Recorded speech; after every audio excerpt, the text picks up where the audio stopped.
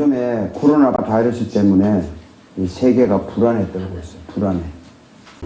코스코에 뭐 음료수가 다 떨어졌다고요. 그리고 뭐 세정제가 하나도 없대요. 누가 이 재앙을 앞장서서 막을 것인가?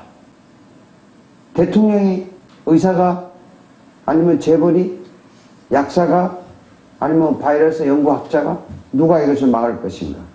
사람들이요, 이 사회적인 재앙이 일어나면 이상한 일이 벌어져요. 책임을 누구에게가 돌려요. 다른 사람에게 책임을 돌려요. 해결책을요, 전문가한테 안 물어보고 엉뚱한 데 가서 찾아. 뭐 그렇다더라 카더라 하면서 여기저기 막 헤매고 찾아요. 그래서 가짜 소문이 막 퍼지는 거예요. 이 바이러스 문제가 생기면 이 해결을 누가 해야 돼요? 뭐 정치적으로 보건복지부 장관이 하겠지만 이 의사 전문가들이 모여가지고 해야 되는 거 아니에요. 한국 교회가 얼마나 사람들을 모으려고 총동원전도 무선전도 대형버스 사서 시르다 나르고 교회를 그냥 수천 명 모이게 짓고 돈을 들이고 얼마나 열심히 교인들을 끌어모았어요. 근데 이제는 스스로 교회가 오지 말래. 교인들 오지 말래잖아 지금. 6.25가 터진 6.25 때 한 번 한국교회가 문을 닫았대요. 그 후로 문 닫은 적이 없는데 교회가 이제 오지 말라는 거야. 이유는 간단해. 이 바이러스가 사회적으로 영향을 끼치니까 교회가 참아야 된다. 그거는 정말로 나쁜 소리예요. 여러분 방독면 하고 손을 씻고 뒤집어 쓰고 와서 예배를 할 생각을 해야지. 도망을 가긴 왜 가는 거야. 그런데 사람들이요 나한테 와서 이러는 거야. 당신 목사잖아. 당신이 책임지고 이 재앙을 막아라. 제가 뭐라고 대답할까요? 만약에 여러분들한테 물어보면 뭐라고 대답하겠어요? 똑같은 대답일게요. 내가 하나님이냐? 그럼 거꾸로 말하면요. 이 문제는 하나님밖에 없다는 거예요. 해결책이. 지금 하나님께로 돌아가자고 하는 소리를 하는 사람은 없고 그냥 뭐 회개해야 됩니다. 요 정도로 가는 거야. 누가 회개해야 돼? 우리 모두.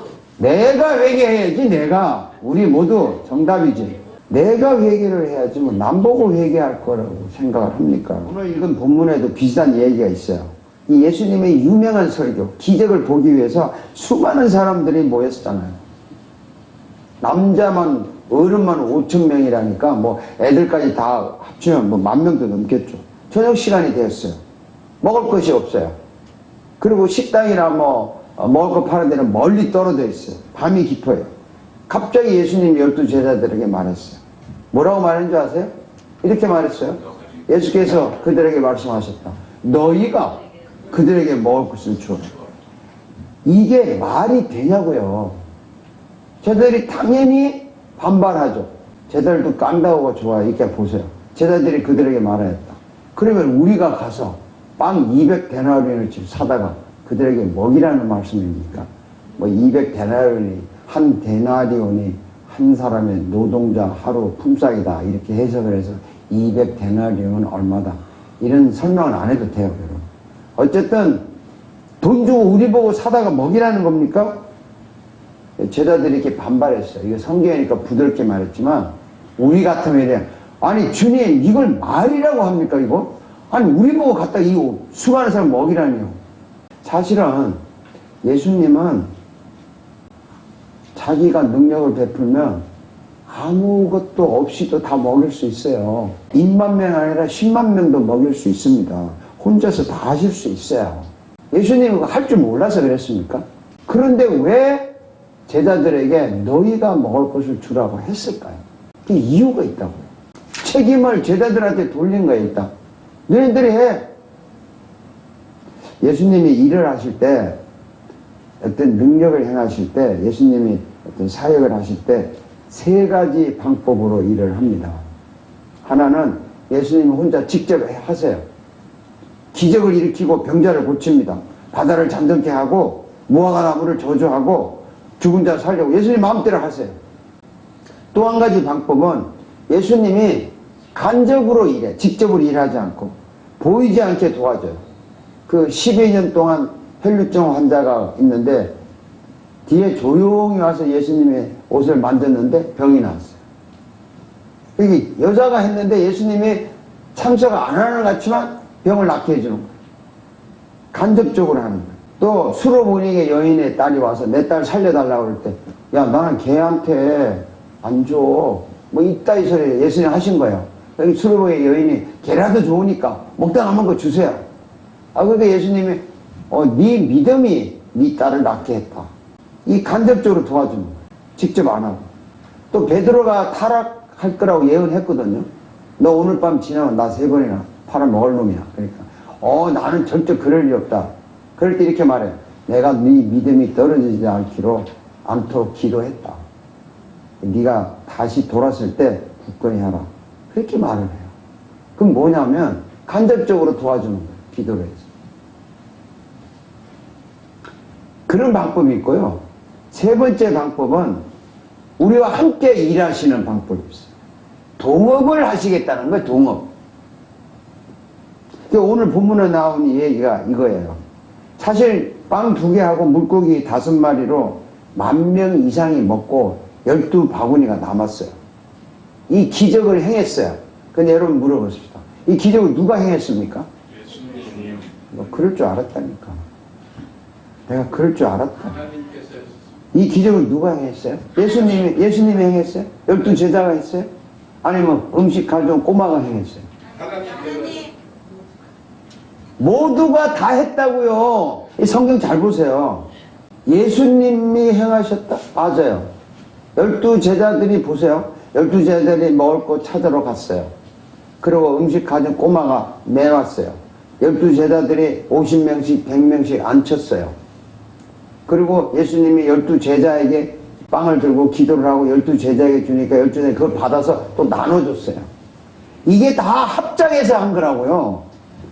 동업이라고, 동업. 제자들은, 이 꼬마는, 예수님은 합쳐서 동업을 해가지고요. 엄청난 일을 했어요. 그래서 예수님은 혼자 일하시기보다는 우리와 동업하시기를 원하세요. 아멘. 동업하기를 원하신다고요. 실제로 예수님은 이 세상의 주인입니다. 주인 마음대로 세상을 움직일 수 있어요. 그럼에도 불구하고 우리와 동업하시기를 원하세요. 그래서 너희가 먹을 걸 주어라 그랬는데 실제로 제자들이 먹을 걸 준 건 아니에요. 근데 보세요. 아주 현실적으로 동업을 하면서 아주 현실적으로 가능한 일을 예수님이 부탁을 하는 거예요. 너희가 빵이 몇 개 있나 가서 알아보라. 이렇게 부탁을 하는 거예요. 자, 읽어봅시다. 예수께서 그들에게 말씀하셨다. 너희에게 빵이 얼마나 있느냐 알아봐라. 그들이 알아보고 말하라. 자, 예수는 이렇게 말씀하세요. 자, 창은아, 한나야, 내가 너하고 동업을 하고 싶은데 현재 네가 할 수 있는 게 뭐냐?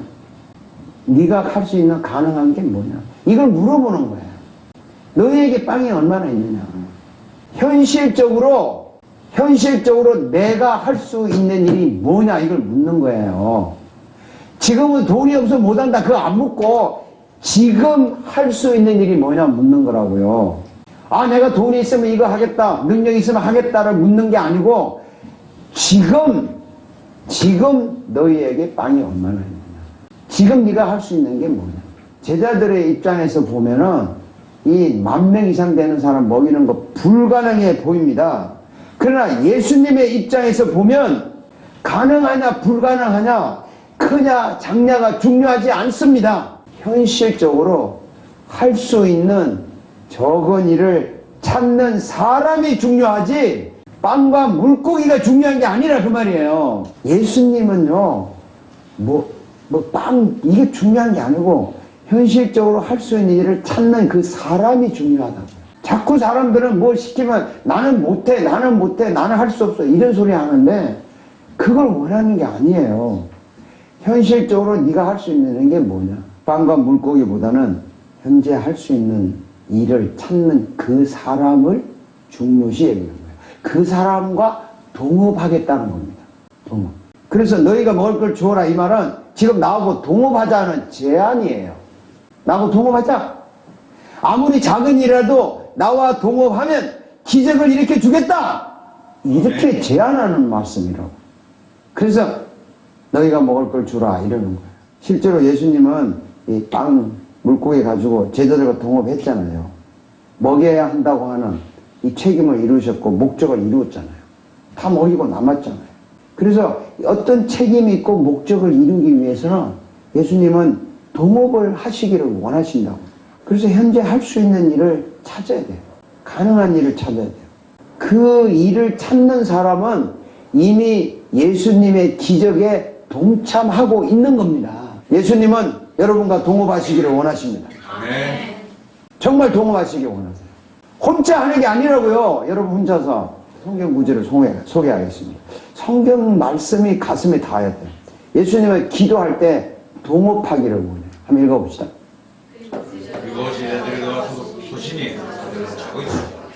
그래서 그들에게 말씀하셨던 이 시간도 나와 함께 깨어 있을 수 없느냐, 동업할 수 없느냐. 야, 나 기도하는데 1시간 나하고 동업 좀 하자. 이 기도의 동업이에요. 기도 여러분 혼자 하는 거 아닙니다. 혼자 막 주야 이렇게 하는 거 아니라고요. 예수님이 기도를 하시는데 동업하자는데 동업 1시간만 동업하자는데 한번 봅시다. 읽어봅시다. 나와 함께 하지 않는 사람은 나를 반대하는 사람이요 나와 함께 모이지 않는 사람은 미치는 사람. 이게 예배하자는 거예요. 나와 함께 하지 않는 사람, 나를 반대하는 사람. 나 예배하는데 동업 좀 하자. 나와 함께 모으지 않는 사람, 해치는 사람. 여러분 여러분 예수님과 지금 동업하는 겁니다. 이거 우리 교회에서 모임이 있잖아요. 뭐 예배 모임도 있고 뭐 성경 모임도 있고 어쨌든 이 모임에도 주님의 모임에 동업하자는 겁니다. 아, 또 재밌는 동업도 있어요. 한번 볼까요? 읽어봅시다.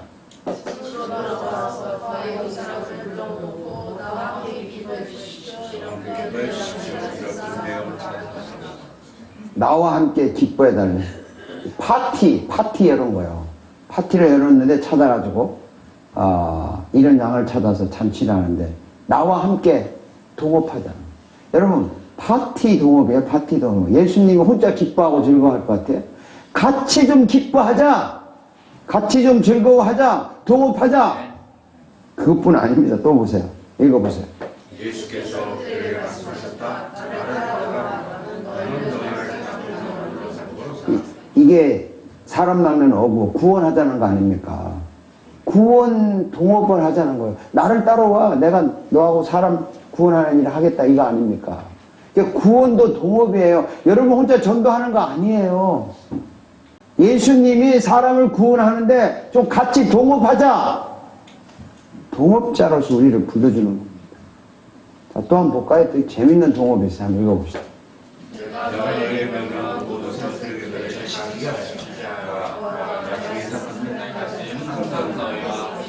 세상 끝날까지 항상 너희와 함께 있을 것이다. 이건 뭐냐면 세상이 마지막 날까지도 되지만 여러분 인생 죽을 때까지 인생의 동업자라는 겁니다. 내 인생의 동업자가 되겠다는 겁니다. 주님께서 내 인생의 동업자 해주겠다는 거예요. 근데 왜 내 맘대로 인생을 살려고 그래요? 동업자하고 같이 가면 좋은데. 그것뿐 아니에요. 이거 한번 볼까요? 그때 예수께서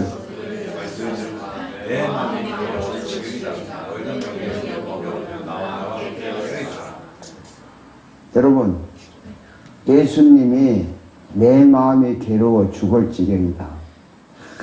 요즘 말로 말해 내가 미치고 환장하겠다 이 말 아니에요. 여러분 괴로워 미칠 때가 있죠. 그 예수님도 똑같다고. 근데 너희는 여기 함께 머무려 나와 함께 깨어있으라. 야, 이 고통도 같이 좀 동업 좀 하자. 왜 나만 아파야 되냐? 그 여러분 아픈 거 예수님도 같이 아프다니까요. 제가 항상 이 얘기하잖아요. 여러분 어려운 일 겪을 때 나만 어려운 일 겪는 거 아닙니다. 주님도 같이 아파한다니까요. 동업자시라니까. 예수님도 얼마나 괴로운 줄 아세요? 여러분 때문에? 고통 동업, 고통 동업. 그것뿐 아닙니다. 이거 보세요. 읽어봅시다. 여러분의 생명이 그리스도께서 여러분도 그분과 함께 영광에 있어요. 예수님만 혼자 영광 받는 거 아니에요. 우리도 같이 영광을 받아요. 그래서 승리의 동업자예요. 이것도 영광의 동업자.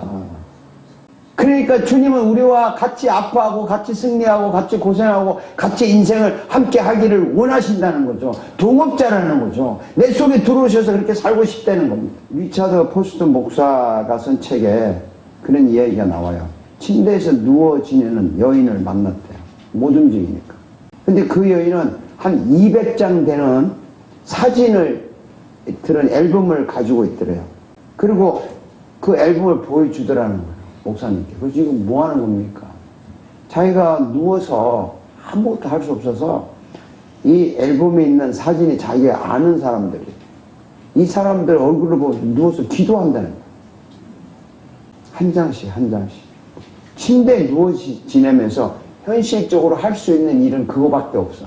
현실적으로 할 수 있는 일은 그거밖에 없어요. 그래서 그 일을 찾아서 주님과 동업을 하고 있는 거예요. 그 미즈노라는 일본 사람이 있는데요. 이 사람은 몸이 뼈가 녹아가지고 흐물흐물해가지고 이렇게 물렁물렁해. 이렇게 그래서 전부 다 제대로 돌아가는 게 없어요. 겨우 음식명을 이렇게 소화시켜서 되는 거고 몸의 기능이 다 마비됐는데 오직 살아있는 게 눈동자만 살아있어요. 그래서 자기도 말도 못하고 글도 못 쓰니까 그런 병이에요. 근데 눈동자가 살아있으니까 그분의 형수가 이 시동생을 어떻게 가르치냐면 벽에다가 일본 글자 있잖아요. 뭐 히라가라 가나가라 50자를 적어놓고 지팡이를 갖고 글자를 이렇게 찍어. 이렇게 찍으면 다자를 찍으면 요 사람의 눈동자가 바짝거리면 아 다구나. 그래가지고 이 형수가 글자를 하나씩 찍어. 지금 여기 찍으면 은 그러면 은이야. 또 한자로 해. 가. 이래서 은혜가 족하다. 이렇게 글자를 만드는 거예요. 이렇게 해서 그 사람이 시를 썼어요. 시를. 일본의 베스트셀러가 됐습니다. 내 은혜가 내게 족하다. 이 시 제목도 나왔는데 그게 NHK 방송에서 특집으로 보도했어요. 이분이 할 수 있는 거는 눈빛밖에 없어. 그걸 가지고 주님과 동업해서 아름다운 시를 썼다는 겁니다. 자기가 할 수 있는 일을 찾아야 돼요. 거창한 걸 찾으면 안 돼요. 그 다음에는 어떻게라는 책을 보면은요, 불구소녀가 있는데 이 사람은 병상에 누워서 불구자였어요. 근데 복음을 듣고 예수를 믿었어요. 예수를 믿고 나니까 뭔가 주님을 위해서 하고 싶은 일이 있는데 할 게 없는 거야.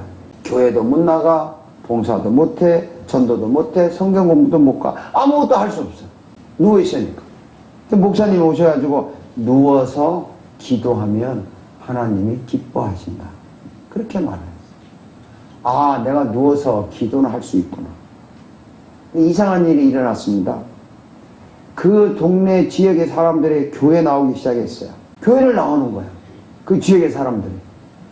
몇 개월 후에 이 소녀가 죽었습니다. 그 소녀의 베개 밑에 작은 수첩이 하나 있었는데 그 수첩에 56명의 이름이 있었어요. 이 소녀는 이 56명의 이름을 부르면서 예수 믿게 해달라고 기도했다. 그러면서 매주일 그 자기 찾아오는 사람에게 물어보는, 그 사람 교회 나왔어요? 물어본다고. 교회 나왔는데 이상해. 그러면 그렇게 해서 그 명단의 밑에다가 빨간 십자가 표시를 했는데 이 소녀가 죽었을 때는 56명의 이름 밑에 빨간 십자가가 다 있었다. 병상에 누운 채로 이 소녀가 현실적으로 할 수 있는 일은 누워서 기도하는 일밖에 없어요. 근데 구원의 동업자가 된 거예요. 구원의 동업자. 비록 병든 상태, 연약한 상태, 어려운 환경에 처해 있을지라도요, 예수님은 너희가 먹을 것 주라 이렇게 동업을 제안을 하신다. 무언가 할 수 있는 조그만 일을 찾아서 나하고 동업하자는 거예요. 동업자 되신 예수님께서 우리가 하는 일을 성공적으로 이루어 주십니다. 그것이 기적이에요. 기적이 그런 겁니다. 여러분이 하고 있는 일을 성공적으로 이루어주는 게 기적이에요. 그게 기적이에요. 만약에 동업자 되신 예수님께서 일할 수 있는 능력, 해결할 수 있는 능력을 달라고 기도하면 한번 생각해 보세요. 예수님이 나하고 동업자인데 자기 사업을 망치겠어요? 안 망치겠어요? 안 망치죠. 예수님과 동업하는데 예수님이 그걸 망치겠어요? 여러분 혼자 하려니까 안 된다. 안 되니까 막 예수님 찾아. 이 동업자로 사용 안 하는 거야. 예수님이 동업자가 아니야. 내가 열심히 해서 어려우면 찾아가. 제가 설교 제가 혼자 하면요. 제가 얼마든지 쇼맨십을 할 수 있어요. 제가 쇼맨십이 좀 강해요. 사실은. 안 해서 그렇지. 근데 설교를 내가 하는 게 아니라는 거 여러분 아시잖아요. 주님의 마음을 전하려고 내가 설교하지. 여러분 비유 맞추려고 하는 거 아니라고요. 유명한 사람 책 읽어서 하고 성공한 사람 이야기하고 슬슬 웃겨가면서 아주 입에 맞는 소리 그런 설교하면 좋겠죠. 우리는 예수님이 우리와 동업하시기를 원하십니다. 이게 설교도 제가 예수님과 동업해서 하는 거예요. 찬양 차근에 한나씩 당신 예수님과 동업하는 거 혼자 하는 거 아니에요. 이상훈 선생님 여기 광고하는 거 혼자 하는 거 아니에요. 예수님과 같이 동업하는 거예요. 여러분 비즈니스 내가 한다고 생각하시면 안 됩니다. 주님이 동업자로서 같이 하기 때문에 주님께 물어보면서 기도하면서 의논하면서 해야 되는 거예요. 그래서 무엇을 하든지 신경을 써야 되고 고민을 하는 이유가 주님과 동업하니까 고민하는 거지 내가 잘 되려고 고민하는 건 쓸데없어요. 지금 보세요. 바이러스 한번 오니까 뭐가 돌아가요? 아무것도 없잖아요. 교회가 스스로 문 닫잖아요. 이런 비극이 어딨냐고. 처음부터 교회가 예수님과 동업했으면 그러지는 않죠. 호재라는 유명한 목사님이 있는데요. 교회가 굉장히 커요.